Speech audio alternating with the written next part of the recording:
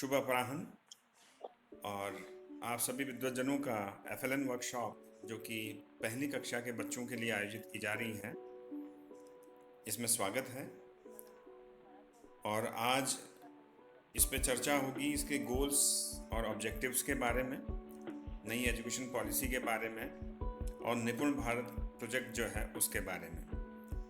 ये बीते 16 अगस्त को रीजनल लेवल पे एक वर्कशॉप आयोजित की गई थी, जिसमें कि प्रत्येक विद्यालय के सीनियर मोस्ट प्राइमरी टीचर को या हेडमास्टर को इसकी जो भी कार्यवाही है उससे अवगत कराया गया था।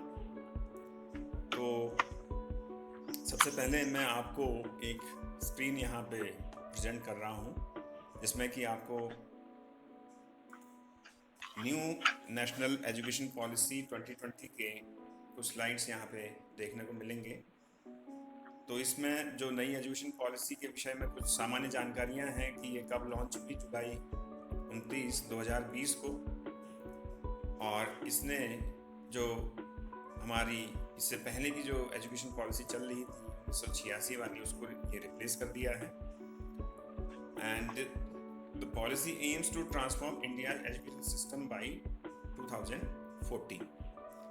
And Karnataka became the first state to issue an order with regard to implementing NEP. तो कर्नाटक ने न्यू एजुकेशन पॉलिसी को अपने स्टेट में लागू कर दिया है और ये पहला राज्य बन गया है। तो हमारा जो एग्जिस्टिंग जो एकेडमिक स्ट्रक्चर है, इससे आप भली भांति वाकिफ हैं कि और अब जो नया जो एकेडमिक स्ट्रक्चर है उसको आप दाहिनी तरफ ये ब्लॉक्स में देख सकते हैं। तो अब इसमें 3 इयर्स, शुरू के 3 साल जो है आंगनवाड़ी, प्री स्कूल या बाल वाटिका, इसमें 3 से 6 वर्ष की उम्र के बच्चे, और अगले 3 वर्ष हैं क्लास 3 से 5, 3, 4, 5 की, उसमें 8 से 11 साल की उम्र के बच्चे। तो हमारा जो मेन फोकस रहेगा वो रहेगा नीचे के जो 2 ब्लॉक हैं इन पर, जिसमें कि 2 इयर्स और 3 इयर्स। पुनेटा सर से मैं एक पूछना चाहूंगा कि ये जो हमारे प्री प्राइमरी हैं, ये प्राइमरी और प्री प्राइमरी क्या मिक्स हो गया है या इसको हम अलग अलग करेंगे? ना, अभी तो हम जो हमारी स्कूलिंग है वो अभी फिलहाल क्लास 1 से है। तो हाँ, अभी जो पूरा फोकस है, जो हमारा जो एफएलएन की जो वर्कशॉप हुई थी, ये क्लास 1 और 2 को फोकस में रख के की गई है। तो अभी मेन फोकस जो रहेगा क्लास 1 पे रहेगा, और इस पे जो गूगल शीट और गूगल फॉर्म जो शेयर किया गया है और उसको कैसे हमने आगे करना है और कैसे अपने लेसन को डेवलप करना है और कैसे क्लासेस लेनी है, इसके बारे में भी बातें होंगी। तो निपुण का जो फुल फॉर्म है वो है national initiative for proficiency in reading with understanding and numeracy. तो इसमें जो मेन फोकस है वो रीडिंग, लैंग्वेज और मैथ्स पर है। तो लैंग्वेज और मैथ्स पर ही मेन फोकस है, न्यूमरेसी पर मेन फोकस है। तो लैंग्वेज हमारी 2 हो गई, इंग्लिश और हिंदी, और न्यूमरेसी को मैथ्स से आप कवर करते हैं। तो Nipun Bharat aims to cover the learning needs of children in the age group of 3 to 9 years. तो 3 से 9 साल के बच्चों में की जो मूलभूत आवश्यकताएं हैं, जो पढ़ाई से सीखने से संबंधित जो आवश्यकताएं हैं, उसको पूरा करने के लिए ये निपुण भारत मिशन का फोकस है। और ये 5 जुलाई 2021 को ये इनिशिएट की गई, ये शुरू की गई। तो इसको जो है सबसे पहले स्कूल लेवल में किया जाएगा, फिर ब्लॉक लेवल में, फिर डिस्ट्रिक्ट लेवल में, फिर स्टेट, फिर नेशनल लेवल में, सभी यूनियन टेरिटरीज में और स्टेट्स में।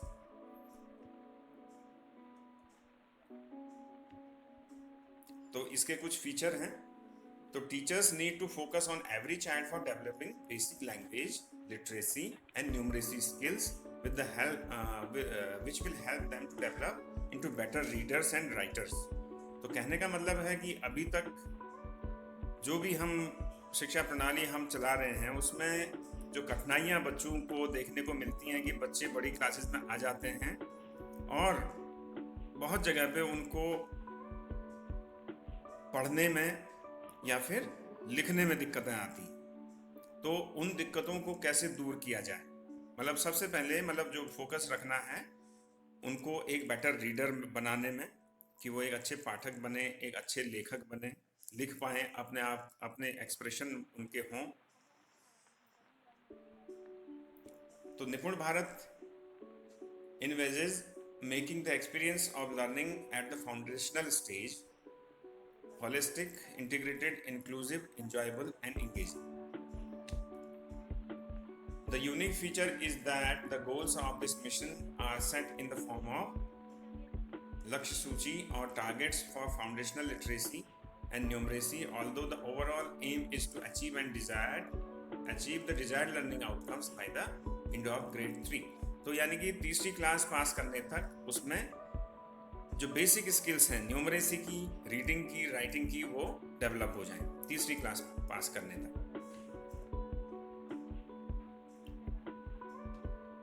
तो इसमें और भी कई सारी स्लाइड्स हैं, तो अब मैं आ जाता हूँ मेन कि हमने क्लास 1 में किस तरीके से इसको अप्लाई करना है। और तो इसके लिए केवी ने अपना एक FLN ब्लॉग बना दिया है।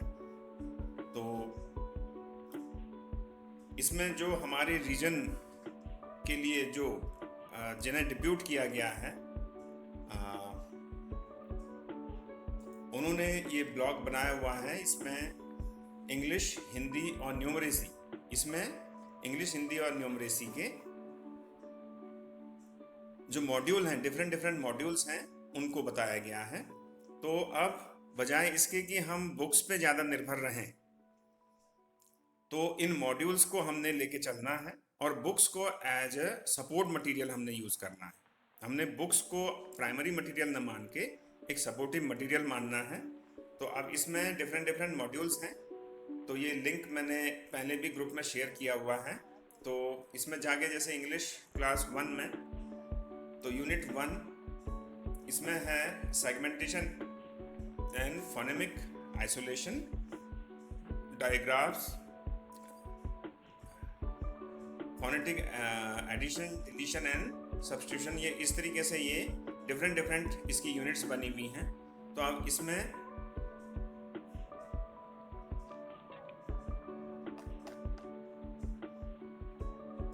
और इसी तरीके से हिंदी में भी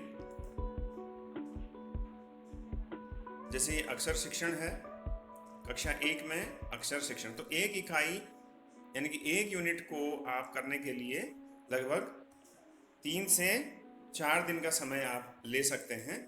तो अब इसमें डिफरेंट वीडियोस आपको दिखाए गए हैं। तो ये वीडियो मैं शेयर कर रहा हूँ यहाँ से। 9 से ही 9 ही शब्द पर आधारित होगी। तो इसमें और साथ में उसके हैं नाना जी, तो इस तरीके से नीना के नाना जी। तो बार बार इसका रिपीटेशन, फिर बच्चा जो है इसमें जो भी कहानी टीचर गढ़ेंगे वो 9 से ही 9 ही शब्द पर आधारित होगी।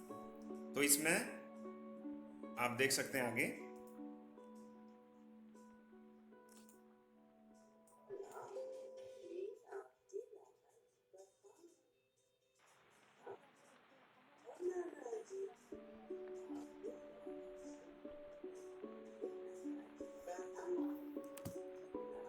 आवाज आ रही है पंकज सर इसकी? सर नहीं आ रही। नहीं आ रही?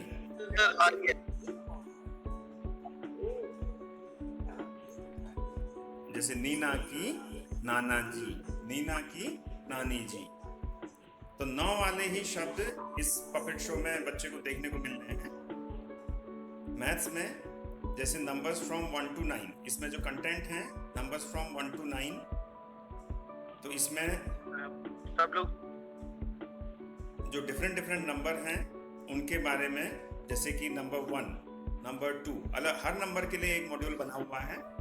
तो इस तरीके से बच्चे को इंट्रोड्यूस एक नंबर को कैसे करना है, उसके अलग वीडियो के लिंक भी हैं इसमें, और साथ ही साथ इसमें पीपीटी के लिंक भी हैं। आप देख सकते हैं ये पीपीटी है, नंबर 1 पे ही ये पीपीटी बनी हुई है।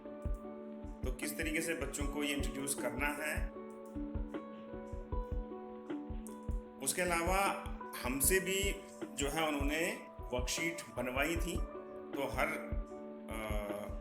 जितने भी लोग उसमें शामिल हुए थे प्रत्येक व्यक्ति को एक वर्कशीट भी बना के भेजनी थी। तो मैं आपको अपनी भेजी हुई प्रपत्रक बनाया, आइए ख को पहचाने।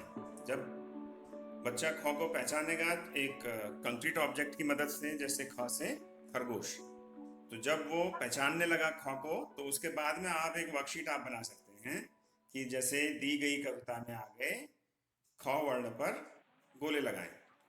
जैसे ख से घर का खाना खाओ, खूब खेलो, धूम मचाओ, तो इसमें बच्चा जहाँ जहाँ पे ख आया है उसमें सर्किल करेगा। और इसी तरीके से लिखने का अभ्यास, यानी कि वर्ण को पहचानना, वर्ण को बोलना, वर्ण को लिखना, तो ये इस वर्कशीट में इस तरीके से, और इसको को सही क्रम में लगाकर शब्दों को सही करें। अब जैसे ये ऑब्जेक्ट को बच्चा पहचान रहा है, तो ऑब्जेक्ट में आने वाले अलग अलग शब्दों को जम्बल्ड फॉर्म में लिख दिया है, तो अब बच्चा इसको सही क्रम में लगा के यहाँ पे अपना उत्तर लिखेगा।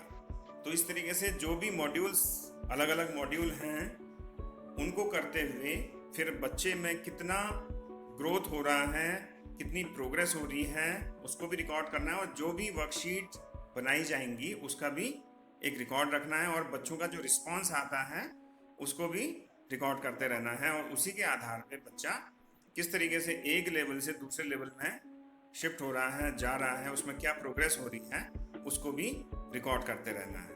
तो कुल मिला के FLN में जो फाउंडेशनल लैंग्वेज और न्यूमरेसी, इस पे ज़्यादा फोकस रहेगा। तो